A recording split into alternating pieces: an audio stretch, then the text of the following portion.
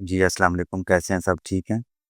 अच्छा, मैंने कहा आज आप लोगों के लिए ज़रा एक डिफरेंट सा टॉपिक लेके आते हैं जो एपीआर के एग्ज़ाम्स होने वाले हैं सब इंस्पेक्टर के और अदर भी जो कॉम्पिटिटिव एग्ज़ाम्स होते हैं पाकिस्तान में, उसमें ये अभी जो कमिंग एग्ज़ाम्स होने वाले हैं पीपीएससी के जिस तरह एसडीओ की जॉब्स आई हुई हैं, लेबर ऑफ़िसर की हैं, तो उसमें जो करंट अफ़ेयर वाला पोर्शन है उसको इससे लिंक किया जा सकता है। जा सकता क्या है, लिंक है इसके साथ।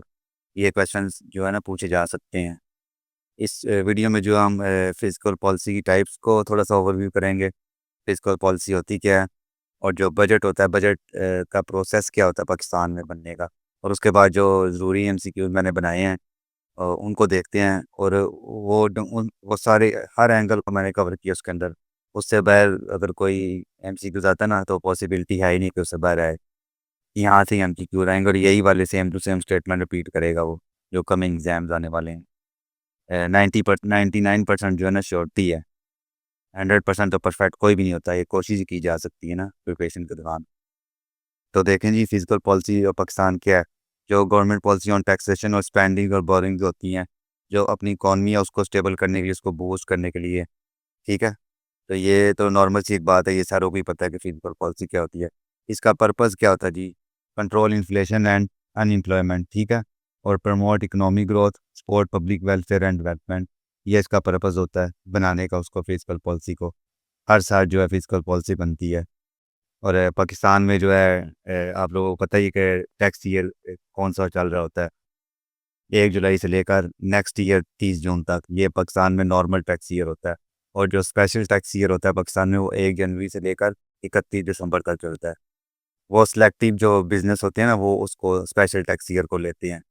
जिस तरह ये खेती-बाड़ी से रिलेटेड होते हैं, ये बिज़नेसेस काफ़ी ऐसे होते हैं जिनका जो रेवेन्यू अर्निंग होती है ना, वो उस टेन्योर में चल रही होती है, तो फिर वो स्पेशल टैक्स ये लेते हैं। किससे अप्रूव करवाते हैं? जो कमिश्नर होता है, कमिश्नर इनलैंड रेवेन्यू, ठीक है? फेडरल बोर्ड के अंदर। तो वहाँ से वो अप्रूव कराते हैं, वो टैक्स ईयर उनको मिल जाता है। और एक तीसरी टाइप भी होती है ट्रांज़िट टैक्स ईयर। इन दोनों के बीच में स्विच कार होता है ना, एक बंदा स्विच करेगा नॉर्मल से स्पेशल की तरफ जाएगा, तो बीच में जो पीरियड होगा ना, बेशक वो 1 मंथ का हो, 3 मंथ का हो, ज मोस्टली जो है वो ढाई 3 मंथ का होता है। तो वो होता मंथ्स के अंदर है, लेकिन उसको ईयर ही बोलता है। जो लॉ है ना, उसको ईयर ही कहेगा, ट्रांज़िट टैक्स ईयर। ठीक है जी। तो चलें जी आगे चलते हैं। मेन टूल्स इसके क्या होते हैं जी, किस तरह इसका टैक्स होता है, गवर्नमेंट स्पेंडिंग्स होती है, बोरिंग्स होती हैं और इसकी 2 ही टाइप्स होती हैं फिस्कल पॉलिसी की, एक्सपेंशनरी और कॉन्ट्रैक्शनरी, ठीक है? कॉन्ट्रैक्शनरी में समझिए आप इसका जिस तरह लफ़्ज़ से ज़ाहिर है इसके कि सुकड़ जाना, मतलब उसको कम कर लेना। लेकिन ये एक्सपेंशनरी में अपने आप को फैलाती है, वो स्पेंड मोर और कट टैक्सेस और to boost growth during slow downs, ठीक है जी।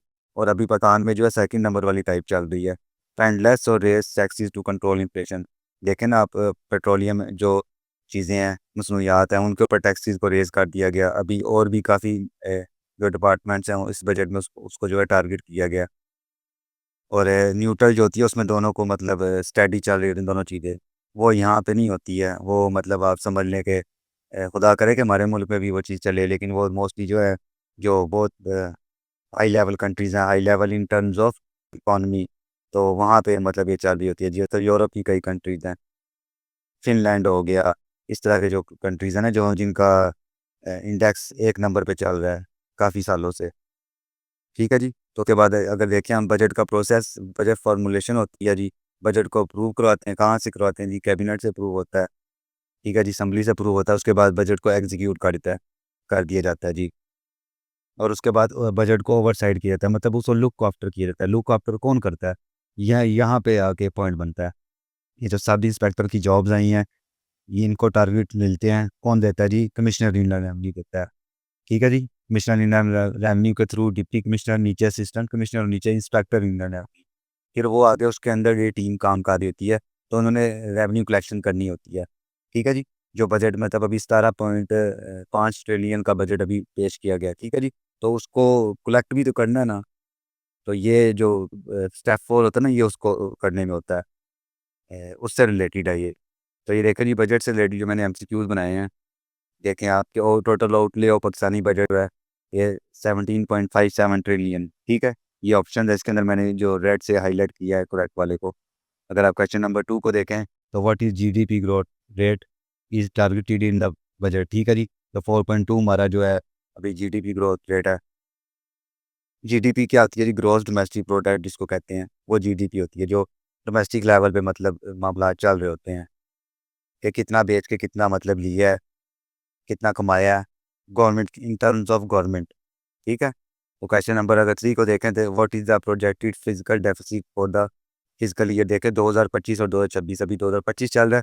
इसके साथ ही 2025 वाले जो ऊपर वाले महीने हैं ना, जून जनवरी से लेकर जून तक, वो भी इस साल के अंदर काउंट होंगे, नेक्स्ट ईयर में नहीं काउंट होंगे। तो ये 3.9% है जी। तो क्वेश्चन नंबर 4 को देखें what is the FBI revenue collection target for, ये 10 एफबीआर के स्पेसिफिक, ये एफबीआर वाले से रिलेटेड है। ये 10.5 ट्रिलियन के सिर्फ एफबीआर ने जो मतलब अपना प्रपोजल दिया हुआ ना कि हमें इतना मतलब रेवेन्यू चाहिए अपने मामलात को चलाने के लिए, तो वो इतना है 7.5 ट्रिलियन, ठीक है जी। स्पेसिफिक हर डिपार्टमेंट अपना अपना प्रपोजल भेजता है, ठीक है। तो वो उस लिहाज से फिर जो है ना बजट को जो है ना तमीर किया जाता है हर साल। अच्छा जी, क्वेश्चन नंबर 5 को देखें तो how much is allocated for defence in the budget, defence के ऊपर जो अखराजात होने हैं 2.55 ट्रिलियन, ये थोड़ा सा इंक्रीज़ किया, पिछले साल कम था, इसको इंक्रीज़ किया गया, ठीक है। ये आप लोगों ने गूगल से देखना है कितना इंक्रीज़ किया गया, कितना इंक्रीज़ किया गया ये तो नहीं पूछ सकता वो, लेकिन ये सीधा सीधा पूछ सकता है कितना जी। तो ये आप लोगों ने देखना है। जिस तरह अभी हमारे क्या मामला कर रहे थे इंडिया के साथ, तो हमारे जो नौजवान हैं उन्होंने कामयाबी फ़तह हासिल की थी, तो इसलिए जो मतलब इसको जो है इंक्रीज़ किया गया है। तो ये नो इश्यू, इसको अच्छी बात है इस चीज़ के ऊपर, तो मैं भी एग्री करता हूँ और ओवरऑल लोग इसके ऊपर एग्री करते हैं इस पॉइंट के ऊपर। अच्छा जी, क्वेश्चन नंबर 6 को देखा जाए what is the size of the public sector development programme, ठीक है। पब्लिक सेक्टर डेवलपमेंट कौन से सेक्टर्स होते हैं जी? ये जो आप कॉलोनीज़ वगैरह बन रही होती हैं जो गवर्नमेंट के अंदर अंडर आती हैं, तो ये उनके उनसे रिलेटेड है। 1.7 ट्रिलियन इज़ करेक्ट आंसर, ठीक है जी। तो what is the sale tax rate was imposed on luxury items, 25%। मतलब एक तो 18% है ना जो स्टैंडर्ड रेट है, जो मतलब आप नॉर्मल कहाँ से कहीं से कोई चीज़ लेने जाते हैं ना, नॉर्मल सी चीज़ फॉर एग्जांपल मैं देता हूँ, एक दूध का डब्बा ले लें आप, नॉर्मल आप लेने जाएँगे किसी दुकान से, किसी स्टोर से, किसी मॉल से, कहीं से भी, तो उसके ऊपर आप पीछे देखें ना जीएसटी लिखा होगा, जनरल सेल्स टैक्स रेट 18% होगा। तो जो लग्ज़री आइटम्स हैं उनके ऊपर जो है 25% है। अभी इसको ये 25% कर दिया गया है, ठीक है जी। तो ये देखें जी what is the sector which sector got rupees 7.5 billion allocation for modernization. अच्छा, ये क्वेश्चन जो है ना, ये अभी मैंने भी 13 जुलाई को ना 2025 एडीपीएससी का पेपर दिया, एडीटीपा का पेपर दिया, तो ये सेम क्वेश्चन उसमें रिपीट हुआ था पीपीएससी में। सेम टू सेम स्टेटमेंट के साथ सेम टू सेम जो है ना आगे 4 ऑप्शंस थे। तो इसका एग्रीकल्चर करेक्ट आंसर है, ठीक है जी। तो इस लोगों आपने खसूसी एमसीक्यूज़ को देखना, ये सेम टू सेम रिपीट होंगे। अच्छा जी, which federal minister had the largest non development spending after defence. तो फाइनांस डिवीजन है, ये तो सबको पता है, ये तो नॉर्मल सी बात है। क्यों वो नॉर्मल सी बात है? क्योंकि फाइनांस डिवीजन जो है ना, मिनिस्ट्री ऑफ फाइनेंस जो है वो बजट को पेश करती है, ठीक है। और अभी आपने ये भी देखना है कि करंट अभी जो मिस्टर औरंगज़ेब हैं वो हैं हमारे फाइनेंस मिनिस्टर। और जब आप लोग अपनी सिचुएशन के मुताबिक इसको आपने अपडेट कर लेना जब आप लोग पेपर देने जा रहे हो। अगर ये बंदा कोई वीडियो आज से 6-7 महीने अगले साल देख रहा है, तो उस लिहाज से आपने अपडेट करते रहना है चीज़ों को। तो क्वेश्चन नंबर 10 को देखते हैं जी which new initiative was announced for the IT freelancer and startups. तो ये देखें जी ऑल ऑफ दीज़ है। अब देखें इसमें इसमें क्या बात है जी, जो मतलब फ्रीलांसिंग वगैरह के काम कर रहे होते हैं, मतलब ये तो इस लोगों से इस तरह से तो आप लोग सब भी वाकिफ़ है कि फ्रीलांसिंग करके जो है डॉलर्स में पैसा यहाँ पे आ रहा होता है, ठीक है जी। तो पहले इसकी कोई पूछ पड़ताल नहीं होती थी। जिस तरह यूट्यूब का भी ये मामलात हैं, देखें जी आप, इनकम आ रही है और भी कई सोशल मीडिया के प्लेटफॉर्म्स हैं, तो उनको भी अब टैकल कर दिया गया जी। अब वो भी जो है टैक्स फ्री जोन्स नहीं है, ठीक है जी। देखें आप लोग इस चीज़ को गौर से पढ़ें, इसके ऊपर आप लोग सर्च भी करें थोड़ी सी। तो चलें जी, नेक्स्ट ये मैंने कहा इसको थोड़ा-सा एक्सप्लेन कर देते हैं, आप लोगों के साथ शेयर कर देते हैं इस इन्फॉर्मेशन को। तो अभी एसडीओ की जो जॉब्स हैं ना, उसके अंदर जो लॉ वाला पोर्शन है, जो एक 100 नंबर का पेपर लॉ का होना है, उन लॉ से रिलेटेड मैं एमसीक्यूज़ बना-बना के जो है ना अपनी इस चैनल के थ्रू आप लोगों के साथ शेयर करूँगा। तो आप लोग मुझे कमेंट्स में बताइएगा कि आप लोग वो चाहते हैं। तो चलें जी, अगर वीडियो अच्छी लगी है तो आप उन लोगों के साथ शेयर करें। जो मतलब अकेडमी वगैरह की फ़ीस नहीं अफ़ोर्ड कर सकते हैं, तो फ्री ऑफ कॉस्ट उनकी भी जो है ना स्टडी वगैरह प्रिपरेशन वगैरह हमारे साथ ही होती रहेगी। तो चलें जी, ओके, अल्लाह हाफ़िज़।